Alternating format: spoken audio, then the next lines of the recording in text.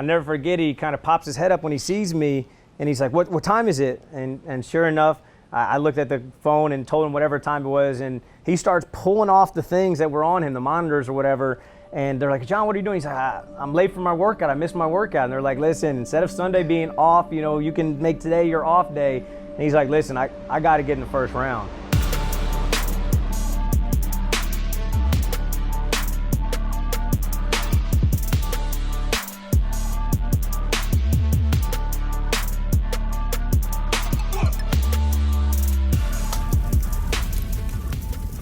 Welcome back to another episode of The Burn. Now, this guy didn't need an introduction before the episode that we did with Drew Hanlen. He certainly doesn't need an introduction now. I want to dive into, it's always incredible for me to hear stories of the relationships that you've built, but how hard these individuals that you work with, the commitment, the work ethic. I think one of the first rules of sports psychology, for an athlete to perform at their highest level, they can't solely rely on their natural talents and abilities. They have to understand the mental toughness side of what it takes to achieve peak performance. And I know in your work, you teach mental toughness, you teach hard work, you blend them together. But some of these stories are incredible. We can go a lot of different directions, so I'm gonna highlight a few and you roll with it. I know working with Bradley Beal in high school, right? A lot of people think, oh, these guys just had natural talent. They didn't have to work hard. They go and make $100 million because God gave it to them. Yet Bradley Beal, 100-hour commitment to stay in the gym with you before he went to Florida. Jason Tatum, who missed less than one handful of workouts in 4 years, 6 a.m. workouts as a high school kid here in St. Louis. Zach LaVine, NBA draft workouts, had to lock him out of the gym because the guy wanted to keep going after it. And then a dear friend of mine now, thankful to an introduction from you, John Jenkins, actually went to the hospital from working his butt off before he got drafted into the NBA. So you can start where you want to start, but when I think of hard work and I think of burn, what have you seen as a commonality in some of these athletes who have this fire that causes them to work that hard and to believe that much in themselves? Yeah, I mean, I think the real cool thing is when we sat down and started kind of thinking about the burn episodes, I use Michael Jordan, for example, and I said, when people ask me why do I think Michael Jordan's the best player of all time, I always say he had an it factor, something you can't explain. You just knew he was going to get it done. He was one of those guys that if you were watching him on TV, you were in a room full of people, he was down 15 entering the fourth quarter. If you said, hey guys, I'm going to take the Bulls if anybody wants to put $100 on the game, no one would take that bet, even though he was down 15 points, because you knew he was going to figure out a way to throw his team on his back and carry them to victory. And that's that special it factor. It can't even be, described really. It's just, that it factor is basically you have the ability to get whatever needs to be done. And you look at all these guys that you named and countless others, they're guys that have, come from, all types of different, communities and different upbringings, and they all had something that pushed them, the burn, to push them. And it's crazy. Like, I always tell people that, I had Brad Beal and Jason Tatum since they were 13 years old. And so, we always joke around and say, like it's a cheat code, that you get to start early on. But really with Brad was like my guinea pig. Brad and I's careers took off at the same time. He was 13, I was 17. I didn't really know what I was doing. I knew how to get him to work hard. And, we did some things that really worked well, and we did some things that, looking back, were not the most efficient, use of our time. But we both worked together to figure it out, and he was the one putting in the work. And I got asked one time on a podcast, he's like, how much impact, that did you have on Brad and Jason, these guys you have at such a young age? And I said, listen, do I think that I helped them? Yes. Do I think that I was able to be the kind of GPS and telling them how to get to where they want to go? But just know I wasn't the driver at any point. Those guys would have been NBA players on their own, with or without me. They would have figured out a way. They had an it factor to them. And I mean that. And, for Brad, I remember Brad did 100 hours in 1 month of on-court workouts, not including strength conditioning, not including, just getting up shots, 100 hours of just skill work. And that was back when we didn't believe in load management. I mean, we were wearing him down. Part of the reason, I take a lot of blame for the first 3 years of his NBA career. He missed a lot of games due to, overuse injuries. It was because he grinded his way to the NBA. And, he's one of those guys that, at 6'4", without shoes on, he's undersized for his position. And while everyone was saying, maybe he's not tall enough to be a two guard, he just kind of worked his way to make it happen, and that's why he's, a two-time All-Star that's going to have a lot more All-Star appearances in his future. You got guys like Jason, who started, with me at 13. He was one of the best players in the country early on. Like, he established himself as one of the top players, but he still worked out at 6 a.m. and still worked out after practice. So not only was he was the best, but he kept separating himself from the pack by that consistent work ethic. And I always talk about his it factor. The first time that I had him, I worked him out to the point where he almost, I tried to almost make him pass out. And I remember afterwards, his mom had sent me a text or called me and was like, Jason said that we were going to have to carry him off the court before he gave up. And then the next day, I brought in Scott Suggs, who was in the G League or in college at that time, I think. And, Scott beat him 7 spots to 0 in one-on-one. Jason was 13, so he should have lost those. And but Jason battled. He didn't care. He was frustrated because he thought he should have won. And after that, I was like, wow, this level of his mindset was there. Now we got to get his skills there. And we spent 1 week on the jab step. He loved Kobe, so we broke down Kobe's jab step. 1 week, but we didn't shoot any shots. We just worked on the jab step. And for a 13-year-old to have the discipline enough to not get bored, to not, want to do the fancy drills that he had seen all of his peers doing, but to lock in and say, I got to master my jab, it came full circle when a couple of weeks later he was at Peach Jam.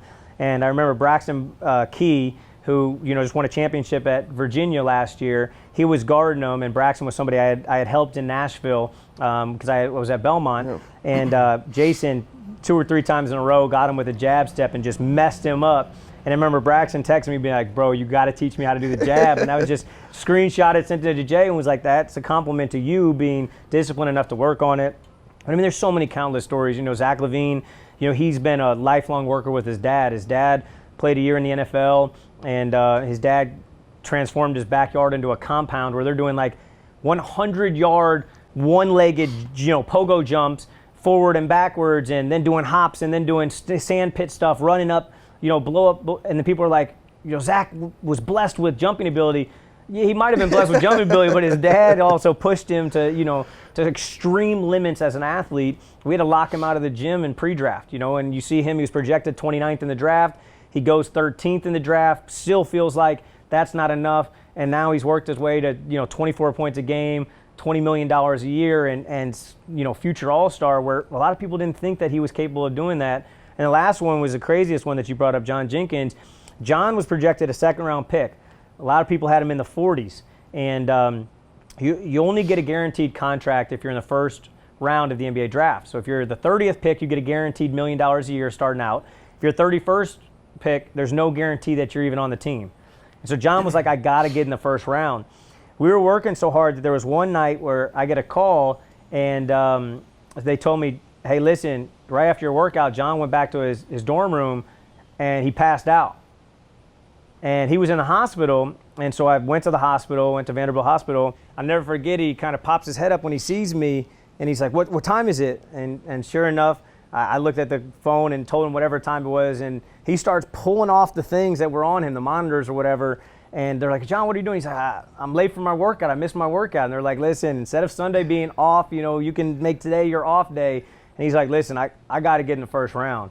And for him to be in the hospital, not worrying about what the doctor said, not worrying about whatever was going on with his body, he was literally had worked himself to not only dehydration, but he was literally lacking some minerals because he was working so hard for an extended period of time. But he was telling the doc, I got 2 months to get in the first round so I get this guaranteed contract. But a lot of people, look back on draft night when he does, he got drafted in the low 20s, and they were like, wow, he really worked his way, but they have no idea what real work he put in. And that's why, we call it the unseen hours, because people had no idea that he was in the hospital, worked himself literally to the point, not of exhaustion, but worked himself to the point where he passed out and physically could not go anymore. Couldn't even sleep at night. He couldn't even sleep at night because he was back in his dorm room. There's so many countless examples. The guys that I choose to work with are guys that are, I always say they're great people first and foremost. I got to be able to connect with them off the court because we're not just, this isn't a client, coach relationship. This is we're brothers for life. When their careers are done, I'm still, their best friends, still checking in on them. We care about each other. We both want each other to succeed and win. So they have to be great people first and foremost. Second, they have to love and crave and be obsessed with improving.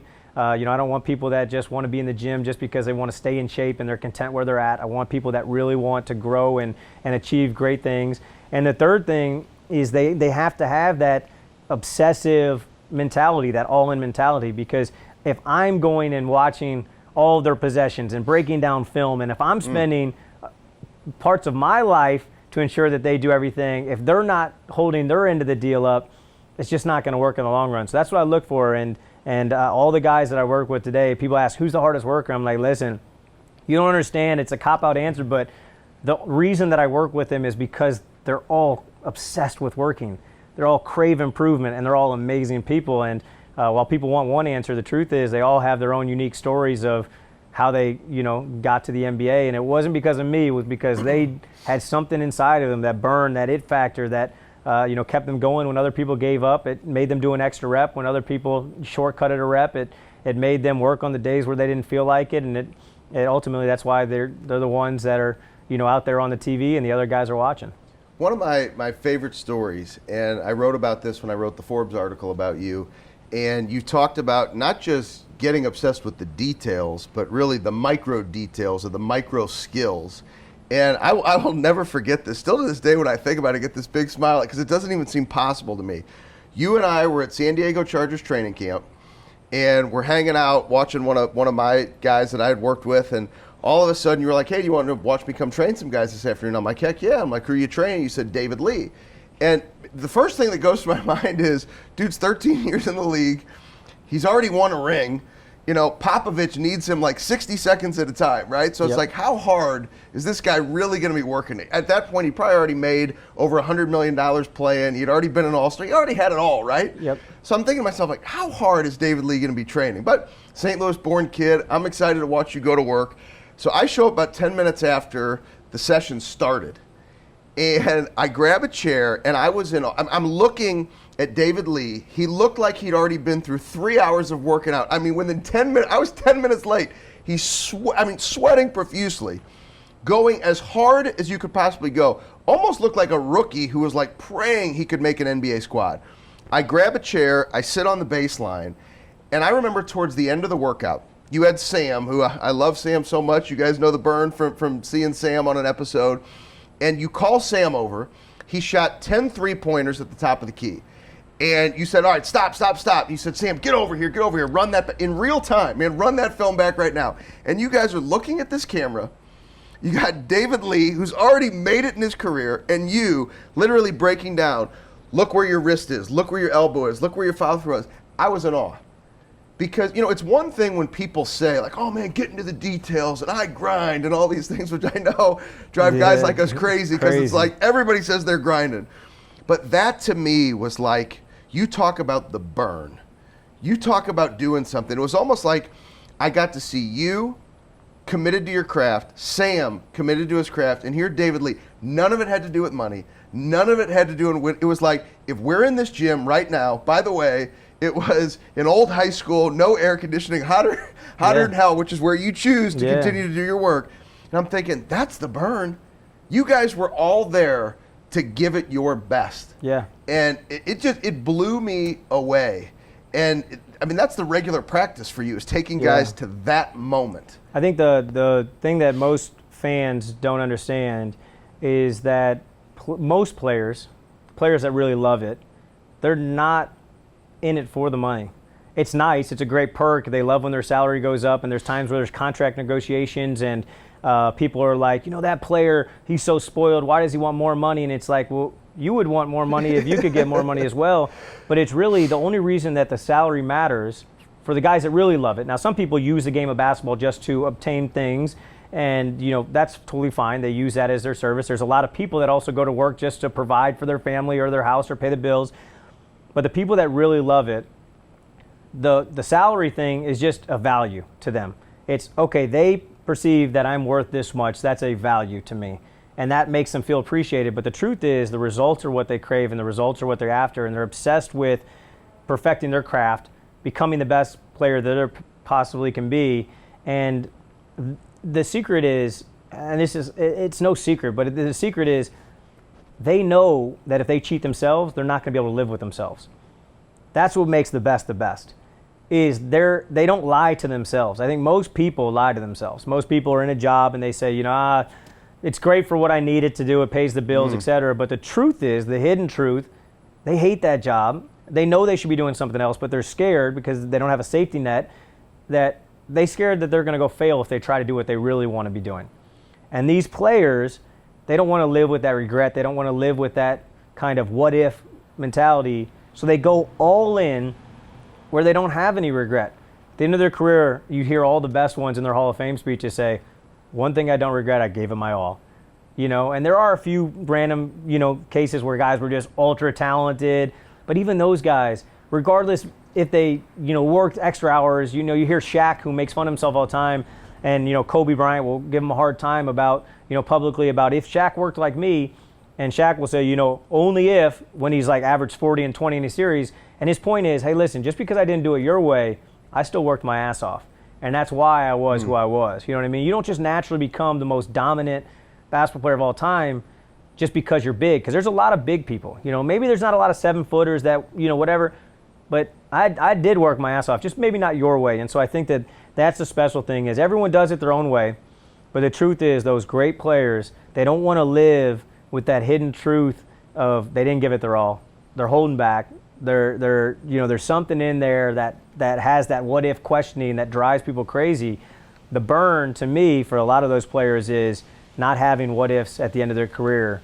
They know they did everything that they possibly could do to maximize their chances of succeeding and becoming the best player they could possibly be. And that's why at the end of their career, they can be like, you know what, when I'm hanging up my shoes, most of them have like a, guys, I did it. I did everything I could. I gave all to the game that I could. Now it's my time to move on to something else. And that's the best feeling in the world, where you don't have any regrets, you don't have any what ifs, and you really don't worry about, any other outcome, because you know that the only one that you had was that you gave it your all. I hope everybody paid attention to that, because the difference is not just giving the hard work every single day, but giving it and stretching yourself to what it means for you to be your best. If you listen to what Drew said, and this is coming from two coaches, Drew didn't just say, hey man, you should start a series and do this just for like entertainment value. No, it's for an opportunity for you to choose something different. So it's not lying to yourself at the end of the day. It's having the ability to look in the mirror at the end of the day and say, today I gave it my very best, because you know the truth. You don't have to be Kobe Bryant. You don't have to be Jason Tatum. You don't have to be Bradley Beal. But it's an opportunity for you to show up and give your best, because if you cheat, you're only cheating yourself.